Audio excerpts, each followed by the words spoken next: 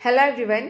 कभी कभी हमें ऐसा लगता है कि अब प्लांट्स को फर्टिलाइज़र की ज़रूरत है, पर हमारे पास टाइम कम होता है और साथ ही में हम ऐसा फर्टिलाइज़र बनाना चाहते हैं जिसमें बिल्कुल भी हमें मेहनत नहीं करनी पड़े और वो चीज़ हमें आसानी से मिल जाए। तो इस वीडियो में मैंने एक ऐसा फर्टिलाइज़र बताया है जो सिर्फ 2 ही चीज़ों से बन जाएगा और ये सभी प्लांट्स में आप डाल सकते हैं, चाहे वो आपके फ्लोरिंग प्लांट हो या वेजिटेबल हो। और साथ ही में इस प्लांट जो ये फर्टिलाइज़र है इसको आपको छानना भी नहीं पड़ता, ना ही इसमें बदबू वगैरह आती है। कुछ पौधों की पत्तियां आपको देखिए मुरझाई हुई नजर आ रही होंगी, वो इसलिए क्योंकि मैं फर्टिलाइज़र बनाने जा रही हूँ जो कि सिर्फ आधे घंटे में बन जाता है।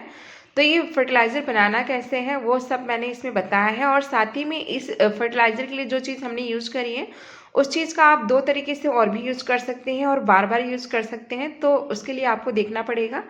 तो यहाँ पे देखिए मैं जिस भी बकेट में या फिर जिस भी चीज़ में आपको फर्टिलाइज़र बनाना है पहले आप वो ले लें। तो यहाँ पे मैंने एक बाल्टी ली है और ये बाल्टी 20 लीटर की है, तो लगभग अंदाजे से मैंने इसमें 10 लीटर के आसपास पानी ले लिया है।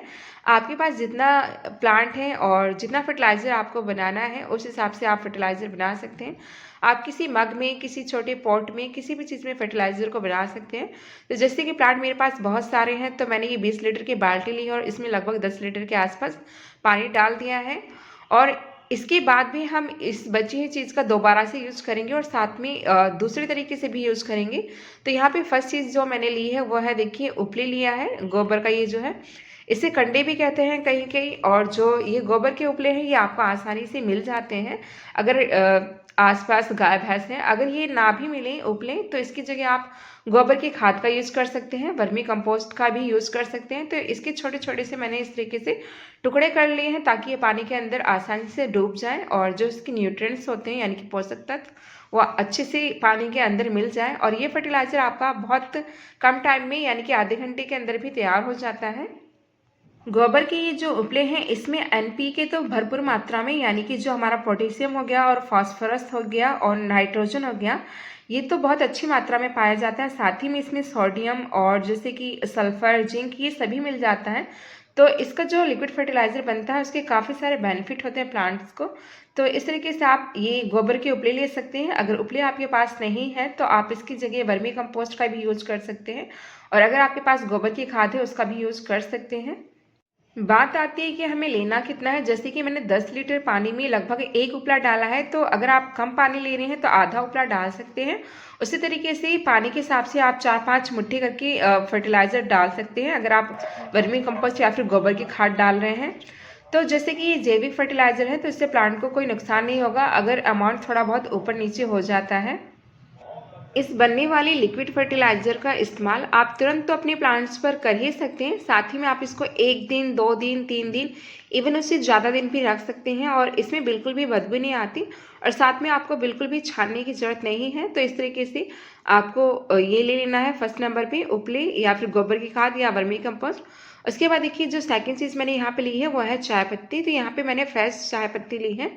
तो आप यूज़ करी हुई चाय पत्ती भी ले सकते हैं, तो उसका अमाउंट आपको थोड़ा सा बढ़ाना पड़ेगा।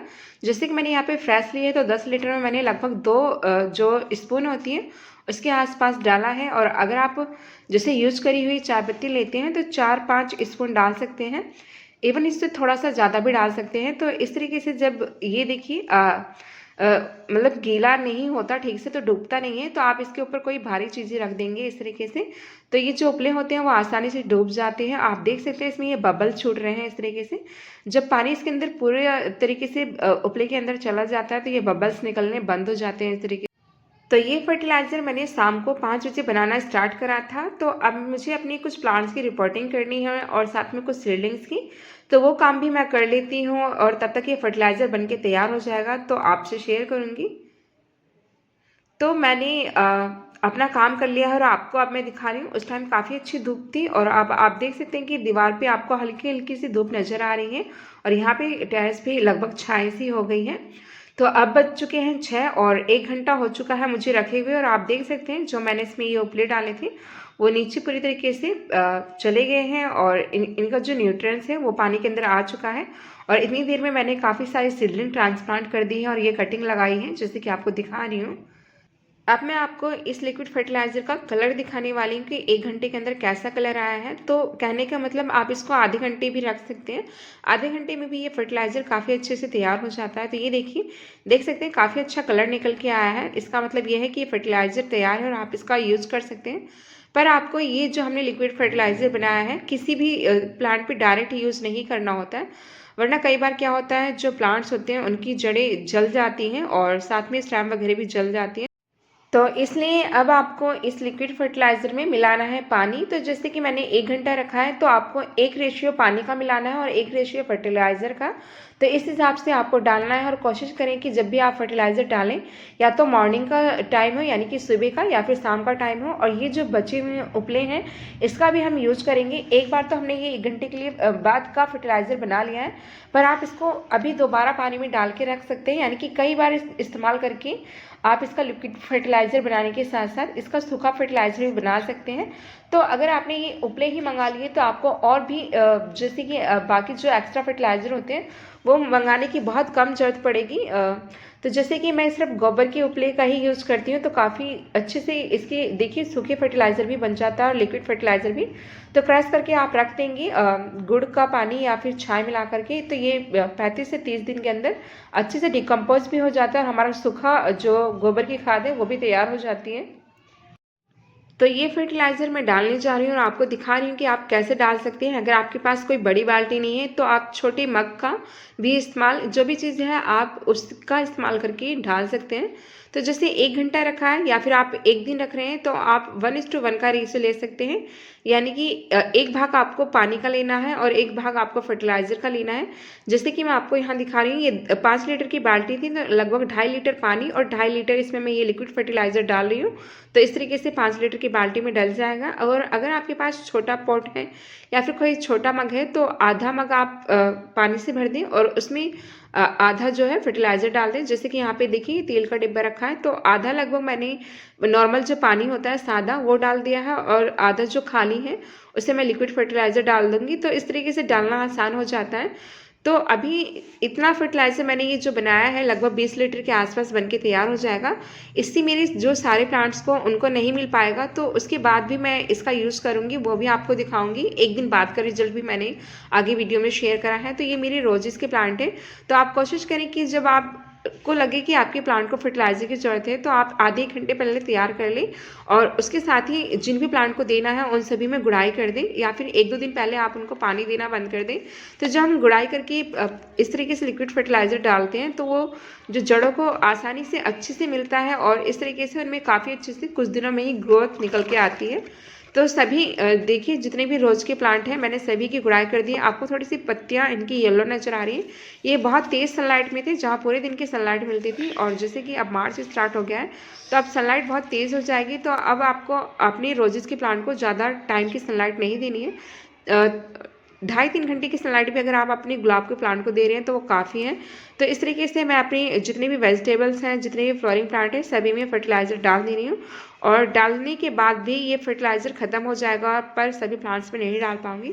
तो आगे भी मैं आपको दिखा रही हूँ कि अब देखिए मुझे लगभग 1 दिन हो गया। वो तो उस दिन मैंने शाम को डाल दिया था, और अब मैं ये 1 दिन बाद की क्लिप शेयर कर रही हूँ, क्योंकि मैं अपने सारे प्लांट में फर्टिलाइज़र नहीं डाल पाई थी, क्योंकि जैसे कि आपने देखा है प्लांट्स बहुत सारे हैं।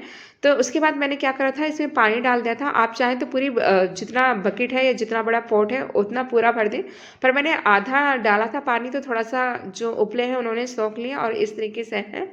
तो अब इसमें से दोबारा पानी मिला करके अब दोबारा इसका यूज़ कर सकते हैं। तो यहाँ पे जैसे कि अब उसी हिसाब से 10 लीटर के आसपास देखिए फर्टिलाइज़र, तो 10 लीटर और पानी मिला दूंगी, और बचे हुए उपले का इस तरीके से क्रश करके छोटे छोटे से टुकड़ों में तोड़ करके किसी भी चीज़ में रख करके उसके ऊपर अगर आप गोबर का जो लिक्विड पानी होता है बना करके वो डाल सकते हैं, या फिर जो छाए होते हैं या फिर जो दही वगैरह बच जाती है, थोड़ा बहुत इसमें पानी मिला करके इसमें डाल देंगे, तो उनमें बैक्टीरिया होते हैं, जो बैक्टीरिया की वजह से जो हमारे ये उपले होते हैं ये डिकम्पोज हो जाते हैं और काफ़ी अच्छी गोबर की खाद बन जाती है 35 से 30 दिनों के अंदर। तो इस तरीके से मैं यूज़ करती रहती हूँ। यहाँ पे मैं आपको वो दिखा रही हूँ कि ये देखिए इसको लगभग सिर्फ 10-12 दिन हुए हैं। मैं 10-12 दिन के बाद भी इस्तेमाल करने लगती हूँ। जो मेरे पास सीजनल प्लांट यानी कि फ्लोरिंग प्लांट जो होते हैं वो बहुत ज़्यादा हो जाते हैं, या फिर वेजिटेबल जो बहुत ज़्यादा होते हैं, जब मैं इनको लगाती हूँ तो ये जो इस तरीके से जो सूखी खाद बनती है जो 10-12 दिन की ही होती है उसका मैं इस्तेमाल कर लेती हूँ। कोई इशू नहीं होता क्योंकि हमने इसका पहले ही 2-3 बार जो लिक्विड फर्टिलाइज़र बना लिया होता है, तो जो प्लांट के जलने के चांसेस होते हैं वो बहुत कम हो जाते हैं, जलते नहीं हैं। ऐसा अभी तक नहीं हुआ है क्योंकि मैं उनका यूज़ करती रहती हूँ, क्योंकि बहुत सारे प्लांट्स हो जाते हैं तो उनको काफ़ी वेट करके या फिर वर्मी कंपोस्ट डालना या गोबर की खाद डालना वो पॉसिबल मेरे लिए नहीं हो पाता। तो मैं 10-12 दिन बाद ही इनका इस्तेमाल करने लगती हूँ और अपने सारे सीजनल प्लांट या वेजिटेबल्स में यही फर्टिलाइज़र देती हूँ। तो अब दोबारा से देखिए, मैं जो लिक्विड फर्टिलाइज़र मैंने बन के तैयार करा है उसको अपने सारे प्लांट्स में दे रही हूँ। मैं आपको ये यहाँ पे बताना चाहूँगी कि जो मैं नए प्लांट लेकर के आती हूँ, या जैसे कि मैं नए प्लांट जो नर्सरी से लेकर के आती हूँ जिनकी मुझे रिपोर्टिंग करनी होती है, तो उनमें मैं वो फर्टिलाइज़र नहीं डालती हूँ जो मैंने 10-12 दिन पहले बनाया होता है, गोबर का सूखा फर्टिलाइज़र। क्योंकि एक तो वो हम नया प्लांट नर्सरी से लेकर के आते हैं, वो हमारे एटमॉस्फेयर में जो घर का हमारा एटमॉस्फेयर होता है उतना ज़्यादा घुला नहीं होता है, तो उसमें जो मैं फर्टिलाइज़र डालती हूँ वो पूरी तरीके से डिकम्पोज फर्टिलाइज़र ही डालती हूँ ताकि कोई भी चांस ना हो ख़राब होने के। तो इस तरीके से ये लिक्विड फर्टिलाइज़र आप काफ़ी दिन तक रख सकते हैं और बार बार पानी डाल करके इस्तेमाल कर सकते हैं, और इसका आप सूखा फर्टिलाइज़र भी बना सकते हैं। और अगर आपके पास टाइम नहीं है तो आप इसका आधे 1 घंटे में फर्टिलाइज़र तैयार कर सकते हैं। तो आई होप कि ये वीडियो आपको पसंद आई होगी। थैंक